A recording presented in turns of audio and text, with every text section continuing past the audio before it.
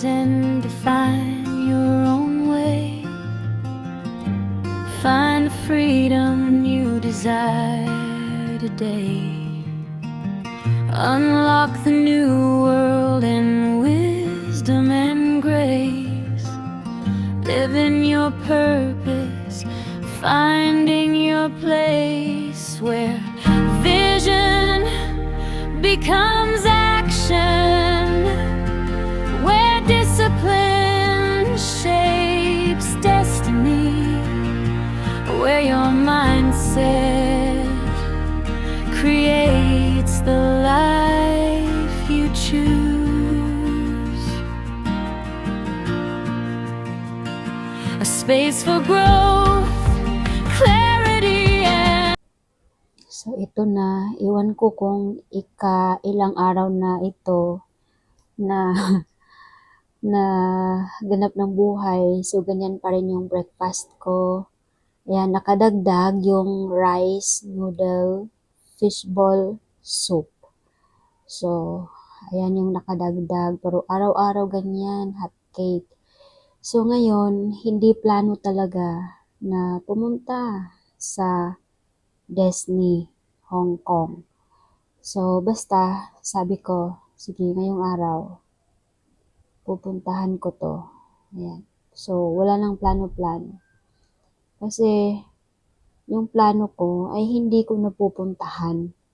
Pero, kapag pinuntahan ko yung lugar na hindi plano, yung pinaplano ko ay nadadaanan ko. So, ganyan na lang yung ginagawa ko. Ay pumunta sa random na lugar para mapuntahan yung gusto kong puntahan na lugar. So, dati, kasi pangalawang punta ko na to sa Hong Kong. Dati, yung gusto ko lang puntahan ay Ocean Park.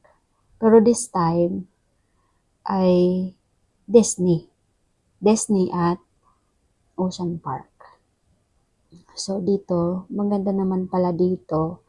So, kahit hindi ka pumasok sa loob, marami pa rin mai-enjoy dito sa labas ng Disney. So, actually, ano lang, mga nasa 5,000 pesos lang yung entrance. Pero, ako ay hinihingal. So, ang haba-haba ng linya, guys. So, biruin mo, ang haba ng linya, hindi ko yan kakayanin. Baka mag-pass out ako. So, syempre, matanda na tayo, age na tayo. So, ito na lang yung nagpapasaya sa akin ngayon. Uri ng ibon, sound ng tubig, syempre yung mga garden sa paligid at mga kahoy. So, ayun na lang yung bibigay sa akin ng refreshment. So, ayan. Yan, mga tao na yan ay papasok pa lang yan sila. So, imagine, doon sa nagbebenta ng ticket, grabe. Ang daming tao, ang haba ng linya.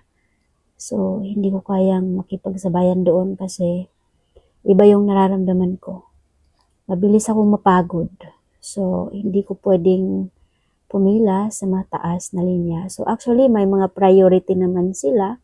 Pero, isang oras din bago makapasok. So, kaya, ito ay pumunta na lang ako, bumalik na naman dito sa Exchange Square dahil may sandwich akong hinahanap. Subway. So, hindi ko makita-kita ang Subway. Kaya, bumalik na naman ako dito. Pero, ibang mga sandwiches yung mga nakikita ko. Masarap naman. Pero, walang kasing sarap talaga ng Subway. So, ayan, pa-picture-picture na lang muna tayo dito sa mall. So, parang sa IFC to eh.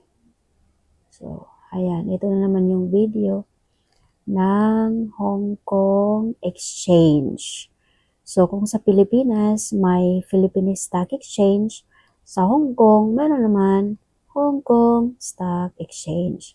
So, ayun yan, may JP Morgan. So, nandito yung mga investment sa lugar na to.